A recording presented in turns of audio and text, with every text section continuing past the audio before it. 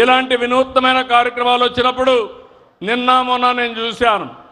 Vibrant Vijayawada చాలా బాగా చేశారు. 11 రోజులు శబాష్ విజయవాడ, వండర్ఫుల్ వర్క్ చేశారు విజయవాడ వాసులందరూ కూడా. మామూలుగా కాదు, నేను ఎప్పుడు చూశాను కానీ 7 రోజుల్లో 240 ఈవెంట్లు పెట్టి పుర ప్రముఖులందరూ కలిసి, ప్రభుత్వం కలిసి, ప్రజాప్రతినిధులు కలిసి ఒక బ్రహ్మాండమైన వాతావరణాన్ని క్రియేట్ చేశారు.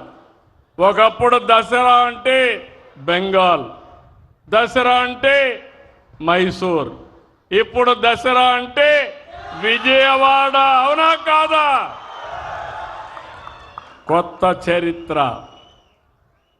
అందుకే మళ్ళీ మీ అందరికీ దీపావళి కూడా శుభాకాంక్షలు తెలియజేస్తున్నా. అయితే ఈ సందర్భంగా ఒక విషయం మీకు చెప్తున్నాను. పండుగలు మన భారతీయ సంస్కృతిలో భాగం.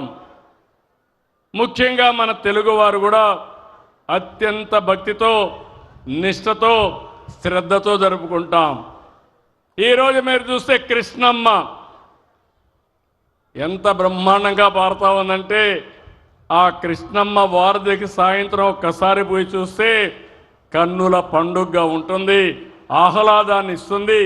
ఆ కృష్ణమ్మ తల్లి ఈ విజయవాడని టచ్ చేసి సముద్రంలోకి పోవడం మన అదృష్టం అని చెప్పి నేను మీకు తెలియజేస్తున్నా. ఇంకో పక్క దుర్గమ్మ తల్లి ఇక్కడే ఉంది. దుష్టుల్ని శిక్షించి మంచి వాళ్ళని రక్షించడానికి. నేను అడుగుతున్నా మీ అందరికీ, మనం కూడా ఒకటి గుర్తుపెట్టుకోవాలి. ఈరోజు మీరు చూస్తే మనం చేసుకునే పండుగలు ఎందుకు చేసుకుంటున్నాం గుర్తు చేసుకోండి. దసరా అంటే ఎందుకు చేసుకుంటున్నాం గుర్తుందా? తమ్ముళ్ళని అడుగుతున్నా. ఏంటి? మహిషాసురుడు ప్రజల్ని వేధిస్తే ఆ వేధింపులు భరించలేక ప్రజలు ఇబ్బంది పడతా ఉంటే దుర్గమ్మ వచ్చి మహిషాసురుని చంపి ప్రజల్ని రక్షించింది. అవునా కాదా అని మిమ్మల్ని అడుగుతున్నా. నిజమేనా? ఇంకో పక్క దీపావళి వస్తా ఉంది. దీపావళి అంటే అప్పుడు నరకాసురుడు ఒక రాక్షసుడు ఉండేవాడు.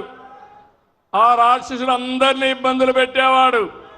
అప్పుడు సాక్షాత్ శ్రీకృష్ణ భగవానుడు సత్యభామతో కలిసి వచ్చి ఆ నరకాసురుని చంపి ప్రజీవితాల్లో వెలుగులు నింపాడు. అవునా కాదా అని మిమ్మల్ని అడుగుతున్నా. అందుకే దీపావళి బ్రహ్మాండంగా చేసుకుంటున్నాం. దసరా బ్రహ్మాండంగా చేసుకుంటున్నాం. దీంట్లో ఒక మెసేజ్ ఉంది.